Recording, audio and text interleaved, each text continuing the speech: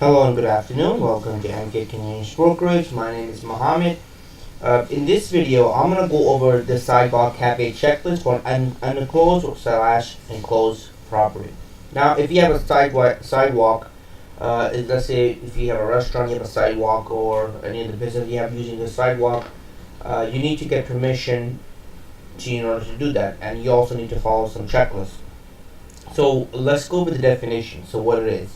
So the definition is an enclosed sidewalk cafe is an outdoor area on the public sidewalk in front of the restaurant that contains any number of readily movable tables and chairs.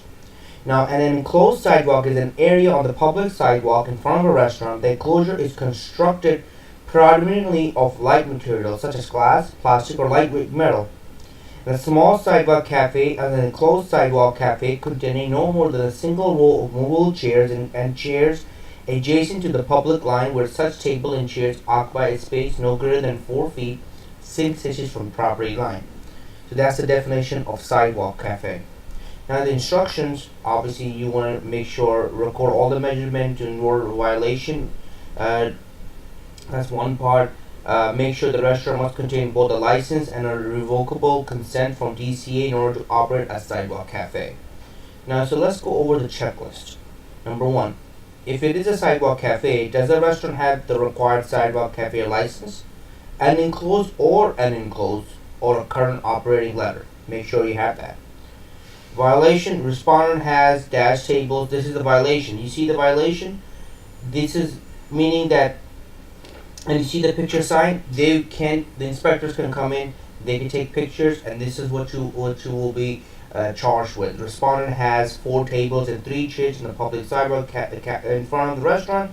Describe if enclosed or unenclosed, but does not have a DCA sidewalk cafe license or has a temporary operating license that expired on such and such date. The table and chairs extended feet from the front of the sidewalk building. So that's one. That's unlicensed activity. There's a title and registration code, and there's a zoning resolution area. Signage. Is the DCA license or a temporary operating license complaint sign posted visibly from the portion of the sidewalk adjacent to the sidewalk cafe? If not, then respondent failed to post his license or temporary operating license complaint sign, or failed to post his license or the temporary operating license complaint sign visibly from the portion of the sidewalk adjacent to the sidewalk cafe. Describe location if not posted conspicuously. That's one count. Number 3. Does the number of tables in the sidewalk cafe exceed the number allowed in the license or temporary operating license? And there's notes on the bottom. If 2 tables are pushed together but easily separable, count as 2 tables. If 2 tables are bolted together or held together in a way which they cannot be easily separated, count them as 1 table. Violation. Respondent license temporary operating license allows for 4 tables, but respondent has 8 tables in the sidewalk cafe and is operating as an unenclosed sidewalk but cafe contrary to the condition in the revocable consent approved by DCA. Describe how you counted the table and describe the location of the tables. So these are basically used for inspectors. When they come in, they're going to be using the same exact thing that I'm reading to you. So keep this in mind. Number 4. I'm not gonna go over the violations. I'm just gonna go over certain notes, certain things. I mean, you can pause the video and read it on your own, but I'm gonna go over certain things that what should be more concerning. So let's go at number 6. If is the unobstructed portion of the unenclosed sidewalk reserved for pedestrian use, either 8 feet or wide, or 50% of the sidewalk width, whichever is greater. Note: measure the entire width of the sidewalk from building to the curb. Measure the width of the section of the sidewalk reserved for pedestrian use to the curb or the nearest obstruction. Parking meters, traffic signs, and trees that have greater that are even with the sidewalk and no fences or guard are not considered an obstruction for the purpose of this question only. Measure for the outermost edge of the sidewalk. Do not include recess in the sidewalk cafe in the measurement. And if the sidewalk cafe has railing, measure from the outer edge of the railing. Do not measure from the edge of the plates that anchor the railing to the sidewalk, if the plates extend beyond the railing. And there's a violation here as well. The width of the portion of the sidewalk reserved for pedestrian use is only 4 feet. Let's say it was 4 feet. And the total sidewalk width from the building to the curb is 25 feet. That's one count. Number 5. Is there a minimum clearance of 15% from large obstruction? There's perimeter notes as well. I'm just going to read the first one. Using a DCA certified tape measurement measured from the outer edge of the sidewalk cafe to a large object. Violation: the distance from the sidewalk cafe to describe the large object and its location is 4 feet. Describe the portion of the sidewalk cafe from which you measured. If the large object is not a bus shelter, newsstand, or subway entrance, include the measurement issued in the violation. So keep this in mind, guys. Be very, very careful. This checklist is meant to help you, so use this checklist, and obviously it should help you out a long way. Number 6. Does a sidewalk cafe maintain required distance from the adjacent object that not large object? There's important notes. Always read the notes over here and look into each and every distance. The clearance measurement is for clearance adjacent to other side, the sidewalk cafe, but not between the cafe and the curb. To measure adjacent clearance, use a DCA certified tape measure. Measure from the outer edge of the sidewalk cafe to all the following objects that are nearby: subway entrance, bus stop, other authorized object, fire hydrant, allowed distance is 10 inches, traffic lights, telephone booth, mailbox, lamppost, street trees, bicycle racks, benches only, subway entrances / bus stop, all other legal street furniture, cellar doors, transformer walls, subway grates, and Siamese connection. And the violation, as stated, is right over there. Number 7. If the location is a corner property, is there a minimum of 9 inches clearance at the corner, free of all obstruction with no exception, measured from the outer edge of the sidewalk cafe to either the curb line or the nearest obstruction? Note: measured from the outer edge of the corner of the sidewalk cafe to the nearest obstruction, include any and all obstruction, none are excluded. Again, the violations are here. This is what you will be getting a violation on. Number 8. Does any portion of any object inside of the sidewalk cafe swing or project around the designated exterior perimeter of the sidewalk cafe? Let's read some of the notes. Number 1. The design exterior perimeter is usually marked by a railing or wall. Examples are doors and windows that open outwards, and objects include sidewalk cafe such as umbrella, tables, and large potted plant. But this should not include customers or their belongings. Fire exits that are usually exclusively as emergency fire exits are not included. In violation, let's read this violation. A door, window, etc. projects beyond the designated exterior perimeter of the sidewalk cafe. Describe how. And they will describe how. Number 9. Does the furnishing of the interior of the sidewalk cafe consist solely of movable tables, movable chairs, movable decorative accessories, and approved heating units?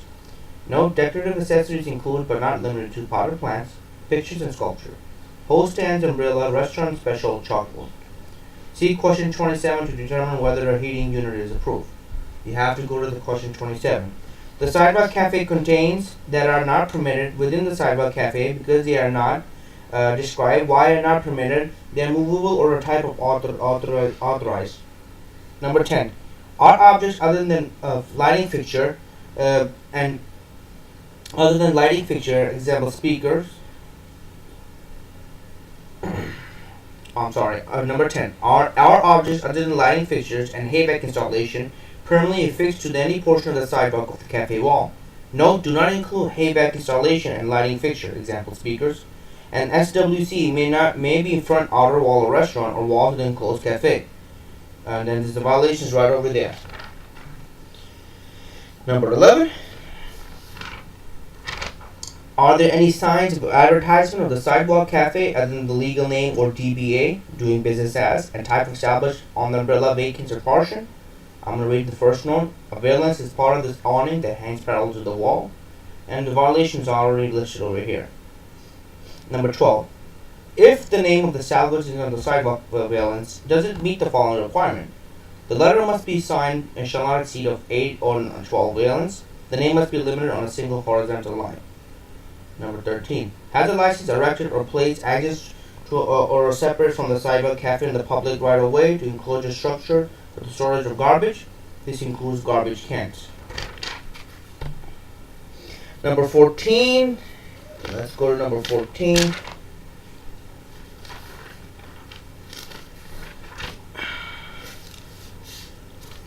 At the time of the inspection, are musical instrument or sound reproduction device in use with the confined to the encased, closed, or enclosed sidewalk cafe. Note: look for speakers in the sidewalk cafe itself. It is not a violation of this section if music is being played inside the restaurant, which is not part of the enclosed or enclosed sidewalk cafe. Musicians are playing inside of the cafe, or speakers which are described locations of the cafe are being used. So keep this in mind. If the cafe, number 15, if the cafe is on elevation, example platform, does the restaurant provide a portable 3-wide ramp with a non-skid surface? No. A non-skid surface is usually textured and thereof designed to prevent water buildup on the surface, may include texture, concrete, a rubber mat, etc., and the ramp may be movable. Number 16. Small enclosed cafe. Does the small sidewalk cafe has a single row of tables and chairs are set adjacent to the building line, and the violation is right there. Number 17. Does the small sidewalk cafe have any other form of furniture aside from a single row of tables and chairs adjacent to the building? Instruction: furniture may include decorative accessory, menu stands, serving station, heaters, etc., and any object that in tables and chairs. Number 18. As you can see, guys, this is something you have to follow. If you're doing the sidewalk cafe consent checklist, a lot of checklists to follow. Does the small sidewalk cafe have a railing structure or any other form of barrier between the small sidewalk cafe and the remaining area of the sidewalk? Number 19. Does the small sidewalk cafe have any overhead coverage other than the retractable awning that is affixed to the building wall, such as an umbrella? Number 20. If the small sidewalk cafe has a retractable awning, does it extend further than 4 feet and 6 inches? Keep that in mind. Number 21. For small, regular, enclosed cafe, it is service being provided to patrons from outside the area designed of the sidewalk cafe. Number 22. For small or regular unenclosed cafe, is it a 36 inches service aisle for the entire length of the table that does not include any part of the 8 inches pedestrian path? This is instructions.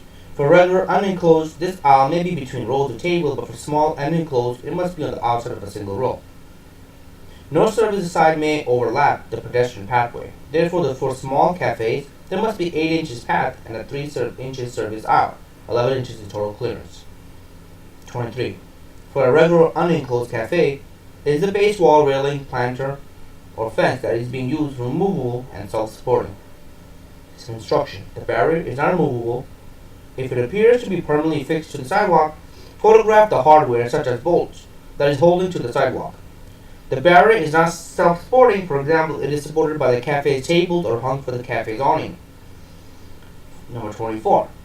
For a regular unenclosed cafe, is a base wall, railing, planter, or fence that is being used for separate the SWC higher than 30 inches above the floor of the SWC. Note: if a planter is in use, measure the top of the vegetation in the planter. Violation. Let's read this violation. Base wall, railing, planter, fence is whatever inches above the floor of the sidewalk cafe. For small and regular unenclosed cafe, is the floor of the sidewalk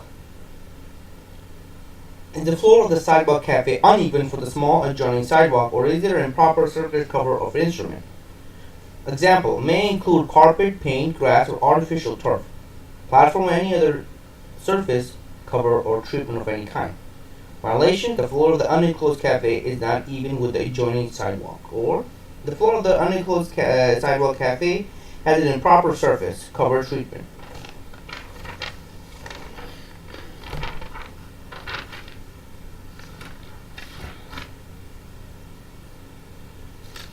Number 26. Let me get my papers ready. Okay, there it is. For small or regular unenclosed cafe, is the height of the awning at least 7 inches above the floor of the unenclosed cafe? Instruction: measure from the lowest part of the awning rails. 27. If heating units are being used, does the regular unenclosed cafe have the following documents on the premises and available for inspection? FDNY open flame permit issued to the license, DOB approval of the heating units, Department of Building, FDNY approval for the installation, a certificate of fitness from the FDNY for the person directly supervising the operating of the heaters. If the respondent cannot produce all these documents, violation is respondent could not produce required certificates and a permit to operate the heating units that was being used in an unenclosed cafe sidewalk. Number 28. Are heating units placed outside of the regular unenclosed sidewalk cafe? Violation. Heating units used to heat the sidewalk cafe is placed outside of the area of the cafe. Number 29. Is a cafe operating during forbidden hours? Sidewalk cafes may only be open for business during the following hours: from Sunday till 10 a.m. to midnight. That's unenclosed. Monday, Tuesday, Wednesday, Thursday from 8 a.m. to midnight. Friday, 8 a.m. to 1 a.m. Saturday. And actually, they're both the same thing. Saturday, 8 a.m. to 1 a.m. till Sunday. For unenclosed, Sunday, 10 a.m. to 4 a.m. Monday. And Monday to Saturday is 8 a.m. to 4 a.m. the following day. Violation. Unenclosed sidewalk cafes operating at dash o'clock. So if you're operating other than the hours listed over here, you're going to get hit with violation.